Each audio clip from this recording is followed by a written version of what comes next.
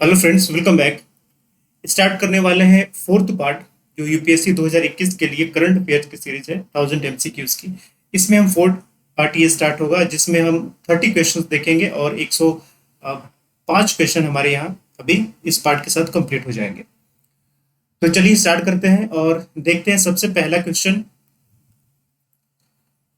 Mindanao is an island of which country. आपको country का नाम बताना है कि मिंडानाओ आइलैंड किस कंट्री से बिलोंग करता है। आपको इस पार्ट पे बहुत सारे मैप के क्वेश्चन मिलेंगे। ओके, तो यहाँ पर मैंने मैप पर ज्यादा फोकस किया है ताकि जो भी न्यूज में रहा है प्लेस या जो भी एरिया, वहां से अगर कोई क्वेश्चन आता है मैप से तो आपका छूटे ना। ओके, तो चलिए आपको बताना है कि Mindanao is an island of which country. अब ये आपको बताना होगा क्योंकि इससे पहले भी हम साउथ ईस्ट एशिया की कंट्रीज को कर चुके हैं, तो आपको फिर घर पे वो जाके देखना था। तो यहाँ पर जैसा कि आप मैप में देख रहे हैं, मैप में ये जो पूरा एरिया है, ये पूरी कंट्री जो है, ये है फिलीपींस। ओके, तो फिलीपींस में दो तीन बड़े यहाँ पर आइलैंड्स आपको देखने को मिलते हैं। एक है लुजोन और एक है विशायास और एक है आपको मिंडानाओ। ओके, तो मिंडानाओ ये आपको पड़ता है किस कंट्री में? ये पड़ेगा आपको फिलीपींस में। ओके, तो ये याद रखना है आपको। तो पहले के जो पार्ट्स थे उसमें हमने साउथ एशिया की कंट्रीज को किया था, गल्फ कंट्रीज को किया था, और जो ईस्ट अफ्रीका यानी कि जो हॉर्न ऑफ अफ्रीका कहते हैं उसके आसपास की कंट्री को हमने किया था। तो कम से कम एटलीस्ट जो किया जा रहा है वो आप थोड़ा सा एटलीस्ट में देख लिया कीजिए। ओके, चलिए next question. Moro liberation front is an insurgent organization, यानी कि एक टेररिस्ट ऑर्गेनाइजेशन की तरह है ये। तो ये बताना है कि ये किस कंट्री से बिलोंग करता है, मोरो लिबरेशन फ्रंट। तो यहां पर भी जो आपका ऑप्शन बी होगा, फिलीपींस, ये आपका सही होगा। ओके, तो फिलीपींस से यहां पर दो क्वेश्चन आपको मिल गए। नेक्स्ट क्वेश्चन अगेन आपको मैप से रिलेटेड है। ये आपको ये बताना है कि Celebes sea lies to the north of Sulu sea and Sulu sea is to the east of Philippine sea. तो अब यहाँ पर इन तीनों सीज के बारे में आपको जानना होगा, सेलेब सीज, सुलू सीज और फिलीपींस, फिलीपीन सीज। तो आप यहाँ पर जो मैप देख रहे हैं, इस मैप में ये फिलीपींस है और यहाँ पर जो मिलेगा ये आपको फिलीपीन सी है। और उसके बाद यहाँ पर आप जो देखेंगे ये आपका सेलेब सी है और ये जो हो गया ये आपका सुलू सी है। ओके, तो again south east Asian countries है, पहले किए हुए हम लोग। तो यहाँ पर अब आपको दिक्कत नहीं होनी चाहिए थी। अगर दिक्कत हो रही है तो समझिए कि अब एग्जाम पास आने वाले 1.5 महीना टाइम है, तो उसमें ये परेशानी अगर हो रही है तो आपने पढ़ा नहीं है। तो Celebes Sea lies to the south of Sulu Sea. तो सेलेबसी साउथ में है सुलूसी के, ये सही है। यहाँ पर सुलूसी है नॉर्थ में, ये साउथ में सेलेबसी है। तो ये आपका, सॉरी सॉरी ये उल्टा हो गया। कह रहा है कि Celebes Sea lies to the north of Sulu Sea. तो कह रहा है कि सेलेबसी नॉर्थ सुलूसी के नॉर्थ में, तो ऐसा नहीं है। ये क्या आप किधर है? ये साउथ में, तो नॉर्थ में नहीं है। तो ये ऑप्शन ए जो होगा गलत हो जाएगा। And Sulu Sea is to the east of Philippine sea. तो इधर आपको फिलीपीन सी है और इधर आपको सुलू सी है। तो फिलीपीन सी के किधर? ये ईस्ट में है। तो ये सेकंड ऑप्शन जो होगा वो आपका सही हो जाएगा। सॉरी अगेन सॉरी, ये आपको सुलू सी जो है वो फिलीपीन सी के वेस्ट में है, इधर वेस्ट का डायरेक्शन पड़ता है। तो ये दोनों ऑप्शन गलत हो जाएगा। पता नहीं आज क्या हो रहा है। ओके, तो इस हिसाब से आपका जो ऑप्शन डी होगा ये सही होगा, नाइदर वन और नॉट डी। चलिए, हो जाता है कभी कभी। Next question, which of the following is the largest island of Japan. तो यहाँ पर 4 आइलैंड्स हैं जापान के, जो मेन आइलैंड्स हैं। जो सबसे नॉर्थ में पड़ता है होकाइडो, उसके बाद बीच में होन्सू, उसके बाद साउथ में सिकोकू और सबसे साउथ में आपको क्यूशू पड़ता है। तो यहाँ पर जो सबसे बड़ा आइलैंड है ये आपको है कौन सा? होन्सू। आपको देखने से भी ये पता लग रहा होगा कि होन्सू जो है बाकी चारों से बड़ा है। तो ऑप्शन ए जो होगा ये आपको सही होगा। यहाँ से क्वेश्चंस कई बार आए भी चुके हैं, आज आ भी चुके हैं और आने के चांसेस भी रहते हैं। Next, which of the following countries is the latest एंट्रेंट in NATO, यानी कि सबसे लेटेस्ट कौन सी कंट्री है जो नाटो में सम्मिलित हुई है?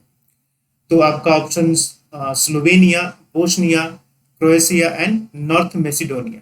तो जैसा कि मैंने मैप लगाया हुआ है, this is the north Macedonia. ये लेटेस्ट 2020 में नाटो में ये शामिल हुआ था। तो आपको नॉर्थ मैसेडोनिया यहाँ मिलेगा। ये एक यूरोपियन कंट्रीज है। तो अब यहाँ से पूछा जा सकता है कि इसके आसपास की कंट्रीज कौन सी हैं।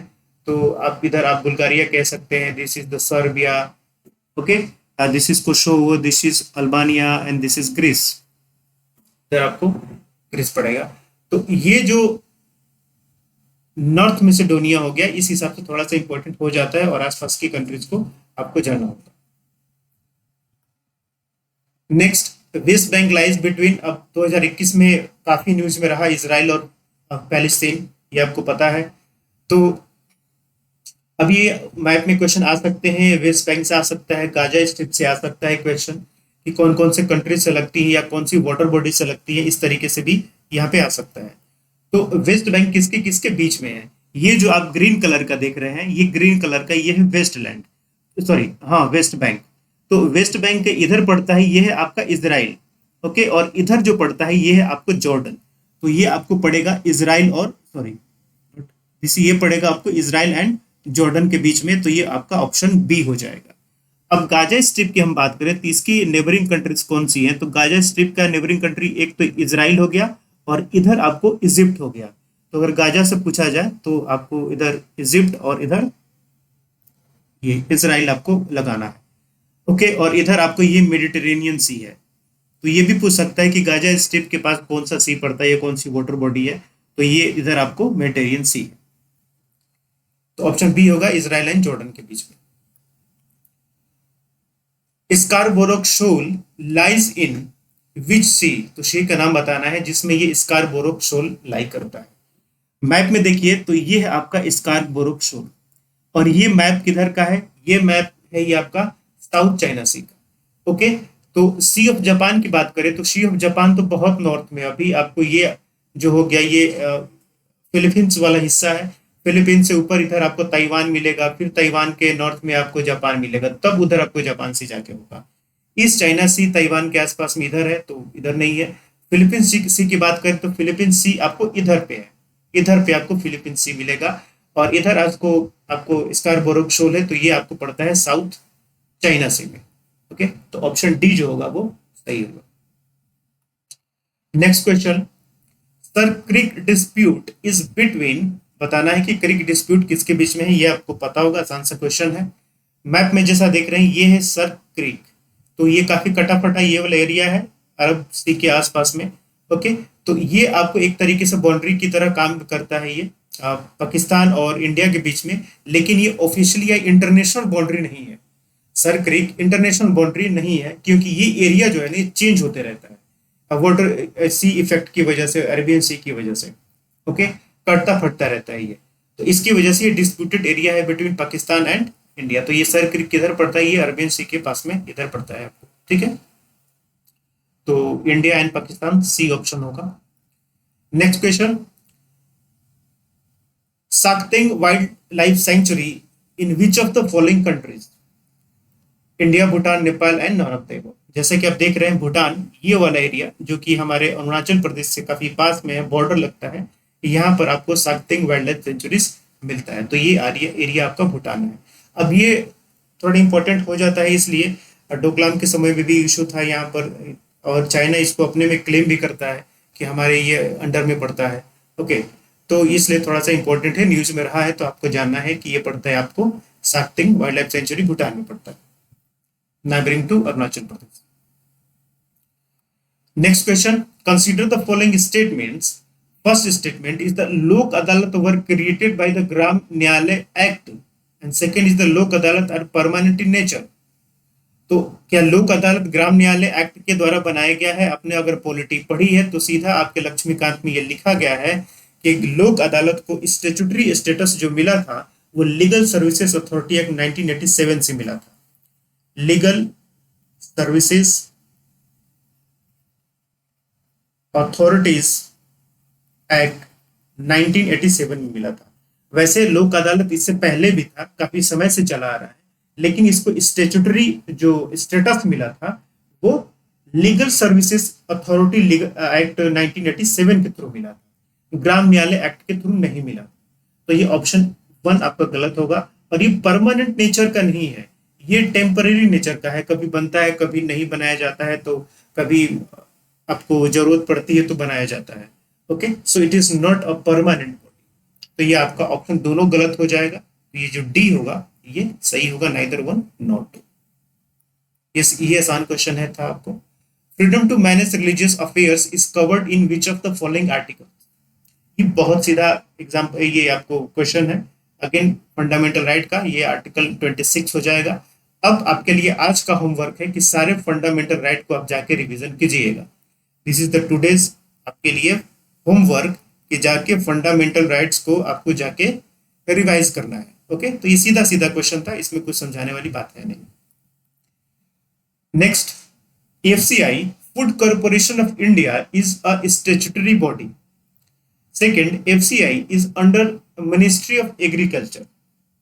पहली चीज कि ये एक स्टैट्यूटरी बॉडी है, ये बात सही है। क्यों?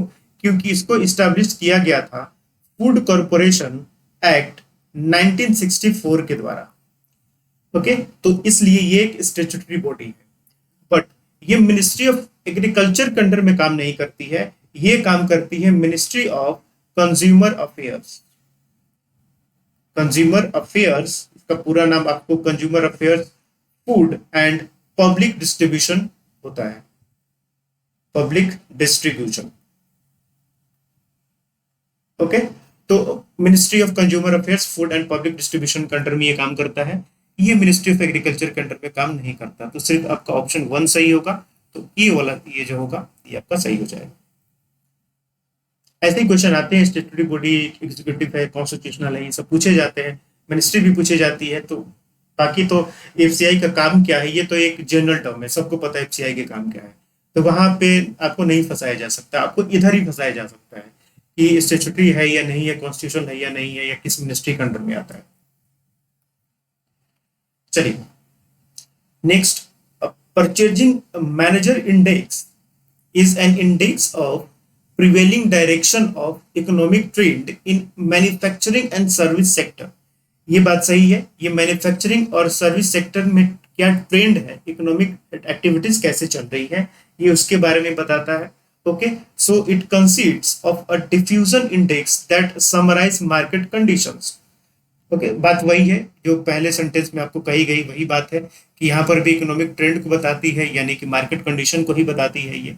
ओके, तो ये जो आपका दोनों ऑप्शन हो जाएगा, ये दोनों ऑप्शन ये सही होगा।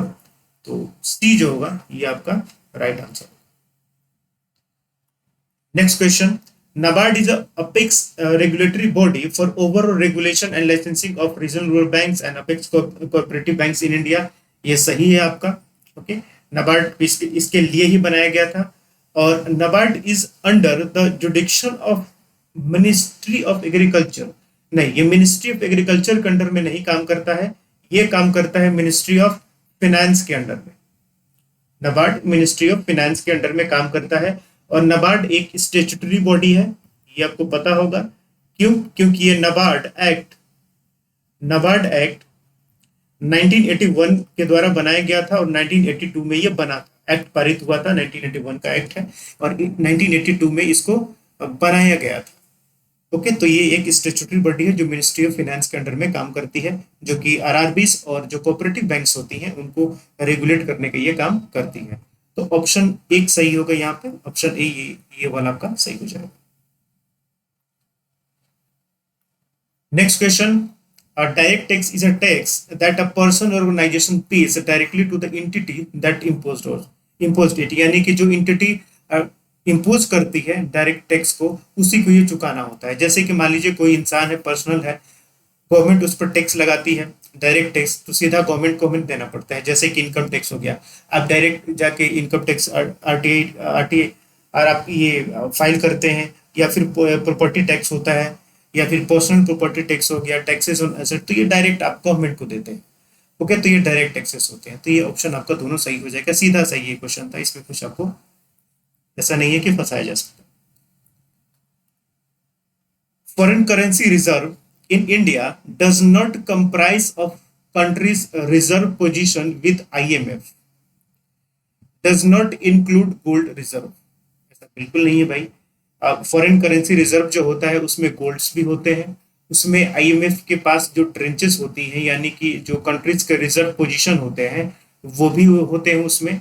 ओके, तो जो आईएमएफ के साथ ही आपको रिजर्व पोजीशन रखा गया है, ये भी होता है। इसमें गोल्ड भी होता है आपको, इसमें करेंसी भी होती है, इन द सेंस ये फॉरेन करेंसी कह लें आप, तो फॉरेन करेंसी भी होती है। इसमें जो सॉवरेन बॉन्ड्स होती है ये भी होती है। सॉवरेन बॉन्ड्स किसके? सॉवरेन बॉन्ड्स किसी दूसरी कंट्री का आरबीआई ने बॉन्ड खरीद कर रखा हुआ है, तो ये सारा इसमें आता है। ओके, तो ये दोनों ऑप्शन जो होगा, ये डज नॉट है ना, हाँ ठीक है, और दोनों ऑप्शन जो होगा ये आपका गलत हो जाएगा, तो डी होगा, नाइदर वन। ये सीधा सा क्वेश्चन था। Net zero is also referred to as carbon neutrality, and net zero means a country would bring down its emission to zero. Net zero का मतलब होता है कार्बन न्यूट्रलिटी। तो कार्बन न्यूट्रलिटी का मतलब क्या होता है? इसका मतलब ये हुआ कि अगर आपने कार्बन इमिशन, मान लीजिए फॉर एग्जांपल 100 यूनिट आपने कार्बन इमिशन किया, तो अब इसको कंपनसेट करने के लिए आप क्या करेंगे कि 100 यूनिट का ही उस कार्बन को सिंक किया जा सके, उसका कंपनसेशन किया जा सके, ये आप कुछ करेंगे। तो कैसे कर सकते हैं? आप फॉरेस्ट वगैरह लगा सकते हैं, तो एफोरेस्टेशन का काम कर सकते हैं, कुछ ग्रीनरी वगैरह डेवलप कर सकते हैं, या कुछ नई टेक्नोलॉजी ला सकते हैं, रिन्यूएबल एनर्जी के थ्रू इलेक्ट्रिसिटी प्रोड्यूस कर सकते हैं। ठीक है, तो जितना आपने इमिशन किया, उस पूरे इमिशन को आप क्या करते हैं, फिर कंपनसेट करने की कोशिश करते हैं। तो इस तरीके से जो आउट गोइंग हुआ और इनकमिंग हुआ, ये आपको माइनस करेंगे तो ये जीरो हो जाता है। This is called carbon neutrality. Carbon neutrality का मतलब ये नहीं होता है कि हम अपना इमिशन कम खत्म करके जीरो कर देंगे, बिल्कुल नहीं।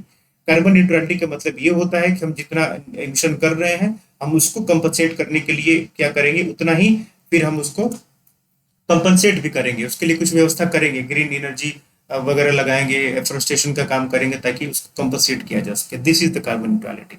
इट डज नॉट मीन कि आप इमिशन को कम करके जीरो कर देंगे। ओके, तो ऑप्शन ई सही होगा, ये दूसरा आपका गलत हो जाएगा। चलिए next question. Top 5 countries, top 5 countries of world producing solar power chronologically are United States, China, Japan, India and Germany. यानी कि क्रोनोलॉजी के हिसाब से जो टॉप 5 कंट्रीज हैं जो कि सोलर पावर जनरेट करती है, उसके हिसाब से आपको ये दिया गया है। सेकंड स्टेटमेंट कहता है कि India has emerge as the third largest solar energy producer in the world. अब देखिए, यह पहले क्वेश्चन में इंडिया चौथे नंबर पर है क्रोनोलॉजी के हिसाब से, और सेकंड स्टेटमेंट में लिखा गया है कि इंडिया थर्ड लार्जेस्ट है। तो दोनों एक दूसरे को का कॉन्ट्रडिक्शन कर रहे हैं यहाँ पे, ये दोनों स्टेटमेंट। तो या तो वन सही होगा, या फिर दो सही होगा, या फिर दोनों सही नहीं होगा। ओके, दोनों सही नहीं हो सकता यहाँ पे, यानी कि ऑप्शन सी तो हो ही नहीं सकता। ओके, या तो दोनों नहीं होगा, या फिर दोनों में से कोई एक। बट द फैक्ट इज कि आपका आपका जो ऑप्शन 2 है ये सही है। इंडिया जो सोलर एनर्जी के प्रोडक्शन में ये थर्ड पोजीशन पर आती है। ओके, तो ये सेकंड ऑप्शन जो होगा आपका सही होगा।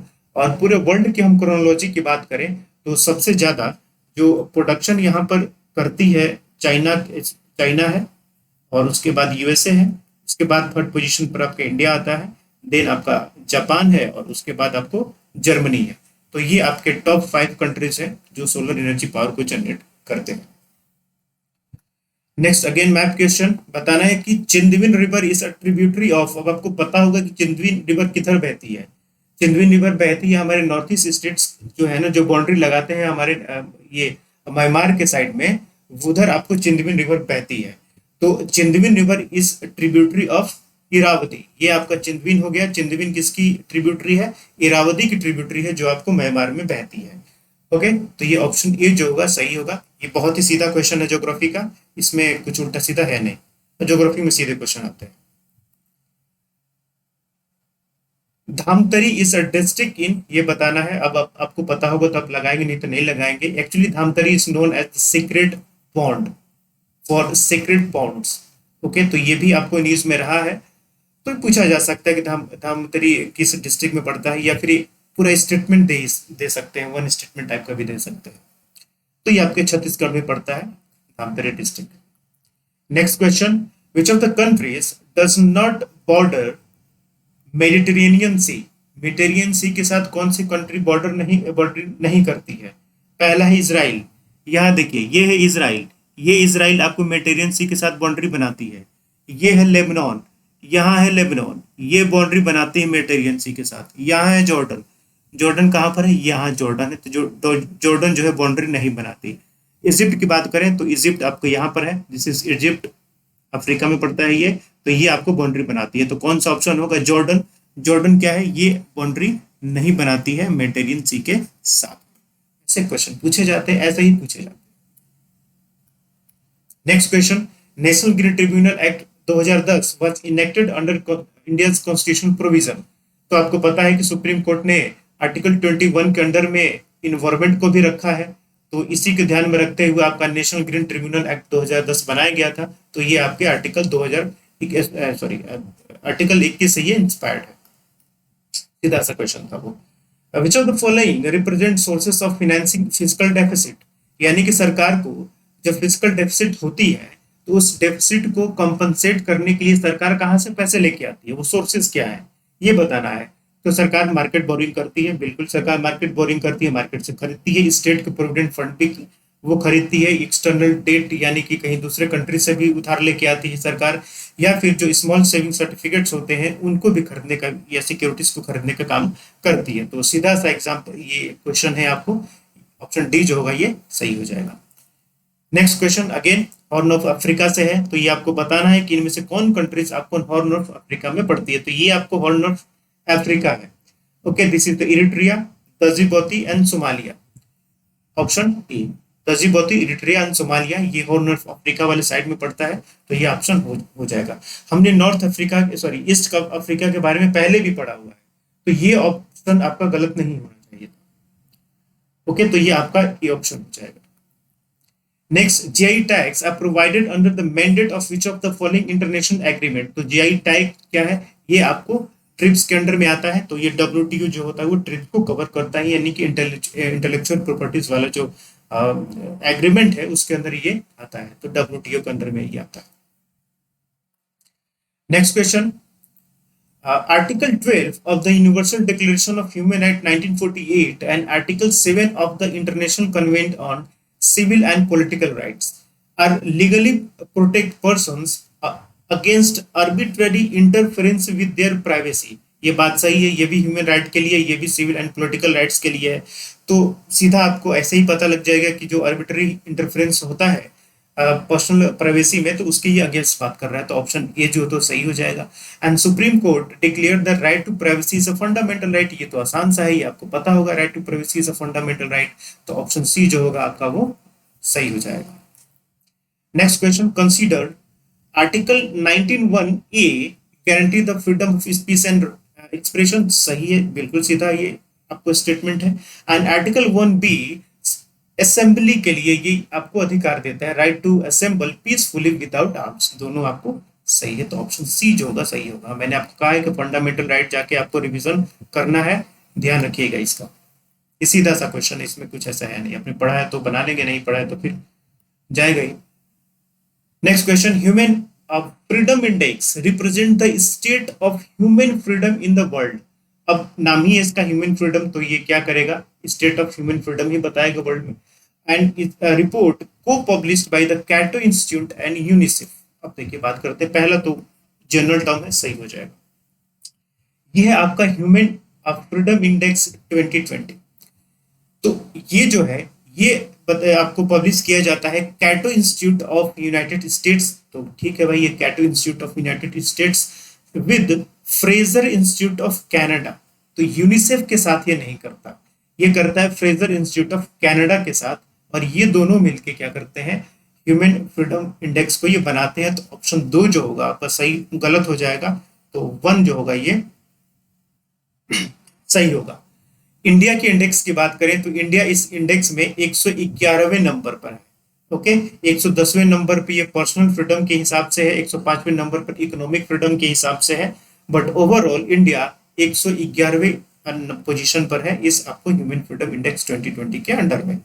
तो आपको यहाँ से क्वेश्चन पूछे जाते हैं कि कौन पब्लिश करता है, ये बिल्कुल ये तो हर साल पूछा जाता है आपको प्रीलिम्स में कि ये रिपोर्ट किसके द्वारा पब्लिश किया जाता है, ये हर साल पूछता है यूपीएससी।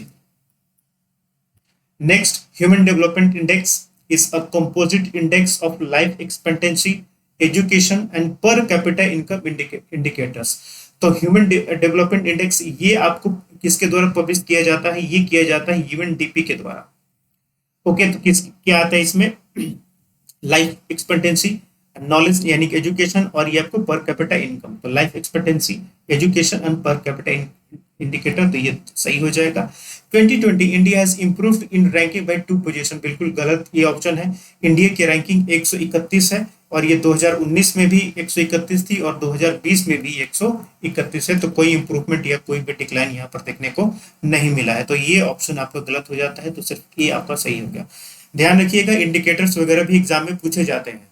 तो एसडीआई को यूएनडीपी की द्वारा पब्लिश किया जाता है और ये इसके 3 इंडिकेटर्स हैं, आपको याद रखना है ये। और इंडिया का रैंकिंग अभी 2020 में 131।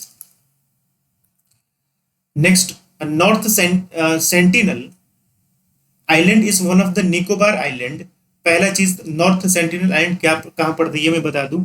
ये आपको इस तरीके से, ये है नॉर्थ अंडमान, ये है मिडिल अंडमान, ये है साउथ अंडमान और ये आपका लिटिल अंडमान है। साउथ अंडमान के जस्ट थोड़ा सा वेस्ट में इधर आपको ये पड़ता है नॉर्थ सेंटिनल आइलैंड, इसलिए निकोबार आइलैंड में तो ये पड़ता ही नहीं है।